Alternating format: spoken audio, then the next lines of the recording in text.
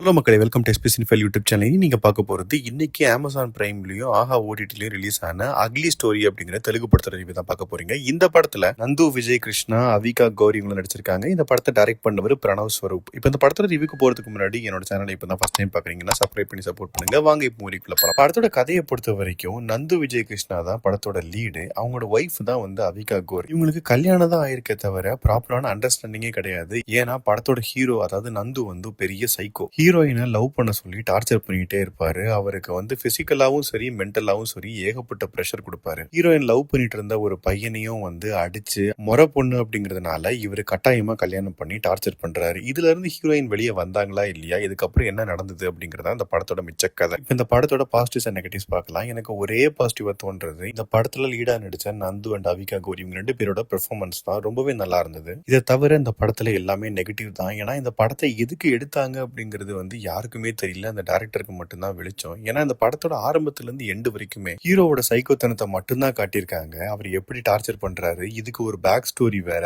அதுவும் விளங்கல. என்னதான்டா சொல்ல வரீங்க, இந்த படத்து மூலமா ஏதாவது நீங்க சொல்ல வரீங்களா, இல்லாட்டி இப்படி எல்லாம் இருக்காங்க அப்படின்னு நீங்க காட்டுறீங்களா, எதுவுமே புரிய மாட்டேங்குது. இஷ்டத்துக்கு எடுத்து வச்சிருக்காரு. இதுல கிளைமேக்ஸ்ல ஒரு ட்விஸ்ட் வேற இவங்க கொடுக்குறாங்களாம். அது ரொம்ப கேவலமா இருந்தது. அது ட்விஸ்டாவே இல்ல. ஏன்னா நமக்கே ஒரு பாயிண்ட்டுக்கு மேல ஓகே நீங்க இப்படிதான் கொண்டு போறீங்க அப்படிங்கிற மாதிரி நமக்கு தோண ஆரம்பிச்சிடும். சப்போர்ட்டிவா நடிச்ச யாருக்குமே நடிப்பே வரல. ரொம்ப ஆர்டிபிஷியல் நடிச்சிருக்காங்க. டெக்னிக்கலாவும் பெருசா இந்த படத்துல எதுவுமே இல்ல. அண்ட் நிறைய அடல்ட் கண்டென்ட் இருக்குது. ஸோ நீங்க குழந்தைங்களோட கண்டிப்பா இந்த படத்தை பார்க்கவே முடியாது. மொத்தத்தில் இந்த படத்தை பத்தி சொல்லணும் அப்படின்னா அமேசான் பிரைம் அண்ட் ஆஹா ஓடிடில தமிழ் டப்பிங்கும் இந்த படம் இருக்குது. என்னை பொறுத்த வரைக்கும் இந்த படத்தை நீங்க கண்டிப்பா பார்க்க வேண்டாம் அப்படின்னு தான் நான் சொல்லுவேன். ஏன்னா இந்த படத்துல ஃபுல்லாவே நெகட்டிவா தான் இருக்குது. உங்களுக்கு படம் பார்க்கும்போது உங்களுக்கு ஒரு நெகட்டிவ் வைப் தான் கொடுக்குமே தவிர கண்டிப்பா ஒரு பாசிட்டிவ் வைபோ இல்ல பிளசன்ட் ஃபீலிங்கோ கண்டிப்பா கொடுக்காது. இதுக்கப்புறமும் இந்த படத்தை நீங்க பாத்தீங்கன்னா உங்க ஒப்பீனியன் என்ன அப்படிங்கறத கமெண்ட் செக்ஷன்ல சொல்லுங்க. அடுத்த ரிவ்யூல சந்திக்கிறேன். Bye, take care.